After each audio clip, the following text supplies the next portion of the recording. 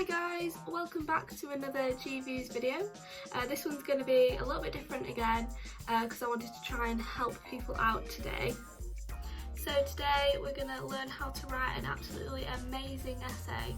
I'm going to try and give you hints and tips, and I've got about 7 stages of an essay I'm going to go through. I'm going to show you how to absolutely nail them and how to get an A. So if that sounds like something that you're interested in, keep watching.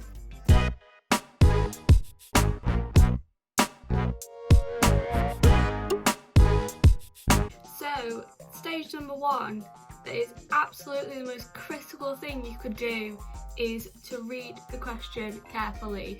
You're not going to get anywhere if you don't fully understand the question and what that actually means in regards to the rest of the essay. You've got to do that before you even start. Make sure you know exactly what it means. Make sure you know what kind of essay you're going to write. Is it going to be a critical essay? Is it just going to be descriptive? Is it going to be analytic?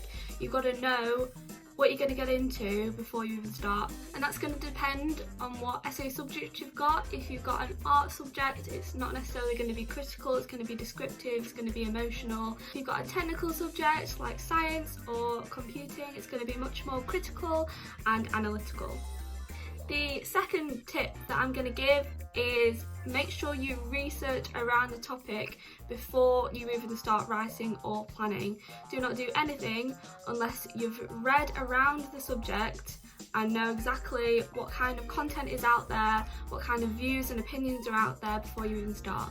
This is really important when it comes to planning because you need to know what content is around the topic. Because when you're writing an essay, it needs to be both for and against, so you need to make sure that there's evidence out there to support and contradict your own opinions and thoughts. Tip number 3 is to plan your essay. This again is crucial to the success of an essay. If you don't plan, then you've no idea what you're going to write. It's also really helpful to write all your ideas down on paper before you even start. So if you're in the middle of a paragraph or in the middle of writing, they don't just go out the window. So after you've done all of that and it's up to the standard that you want it, it's time for tip number 4. This is completely up to you, but you need to decide how you're going to write your essay. There are many different ways of how people write essays. You could write the conclusion first, you could write the introduction first, you could write the main body text first. It's completely up to you, but you need to decide that before you start.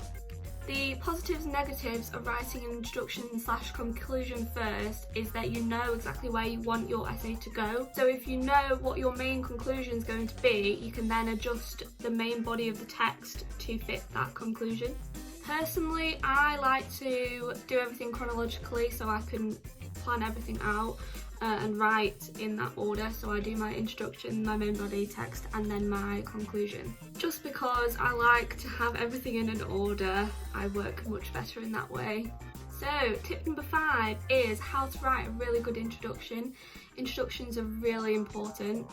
They are important because even if the person who's reading your essay doesn't have a clue what your subject is, if the essay is good and it's clear and it's enticing, it persuades the reader to carry on. So it's much better if you have a really interesting and intriguing introduction, because then your lecturer or whoever is marking your essay will want to read on and be interested in the topic. So there are 3 main things that you need in an introduction, and they are a contextual sentence, an analytical sentence, and a signposting sentence. I'm going to go into detail about what they mean. The contextual sentence is meant to kind of give an overview about what your essay is actually going to include. So the sentence is meant to include what you want in the essay and also exclude what you don't want in the essay. So I'm going to try and give you an example. Say, for example, the essay question said, discuss bears in the UK. Contextual sentence would then say, bears are native to the UK or they are not native to the UK, and it kind of gives like an overview of what you want to include in your essay. And then the analytical sentence would come in and say, bears survived in the UK because of these reasons set out by this person, and that's where you would include references from your research. And then the signposting sentence would then indicate what your essay is going to be about. So you would say, in this essay, I will argue blah de blah. And I know that was really quick. I'm going to do another video so I can delve deeper into each of those 3 sections and go into much more depth about what each of them mean. So tip number 6, after you've planned everything out, it's time for you to start writing. In order to have a really strong essay, you need both for and against arguments for the topic that you're covering.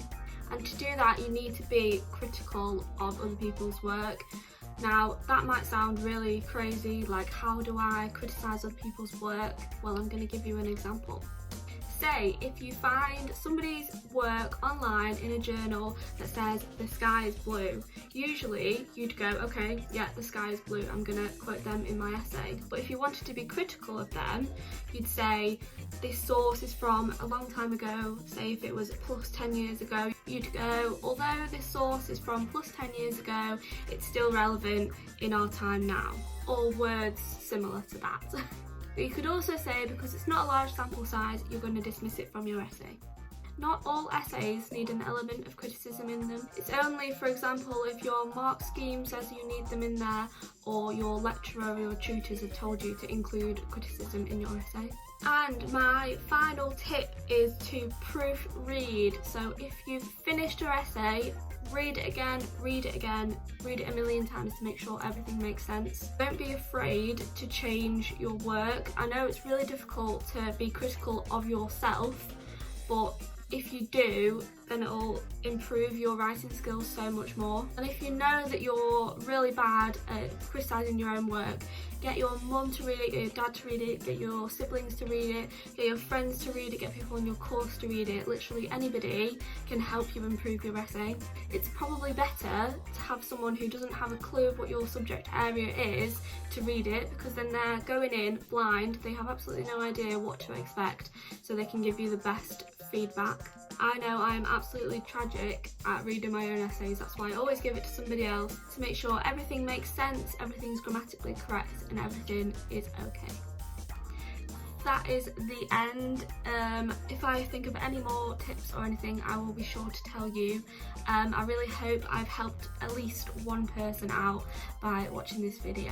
And if you got this far, please make sure you like and comment and subscribe. Everything is down here. That is it for today. I will see you all next week. Bye!